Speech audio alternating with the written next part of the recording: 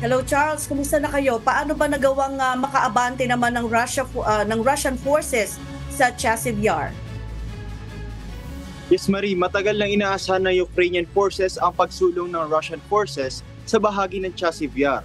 Ito kasi ang pinakamahirap na lugar sa buong frontline kung saan ang pinakamalaking pressure ng sagupaan ay mataas at madalas. Sa nakaraang linggo, mahigit 1,500 shelling o bombardment ang ginawa ng Russia mula Hilaga hanggang Timog. Bagamat ito'y nasa mataas na elevation ay hindi nakaligtas sa pagkawasak ang mga infrastruktura at mga gusali rito. Noong nakaraang buwan, sinabi ng Russian Commander Alexander Shirsky na ang plano ng Russia na mapasa kamay nila ang bayan bago sumapit ang anibersaryo ng tagumpay ng Soviet sa ikalawang digmaang pandaigdig. Samantala, patuloy naman na sinisikap ng Ukrainian forces na mapaigting ang kanilang depensa upang hindi na makatawid pa ang mga Russian sa kanal. Balik sa iyo, Marie.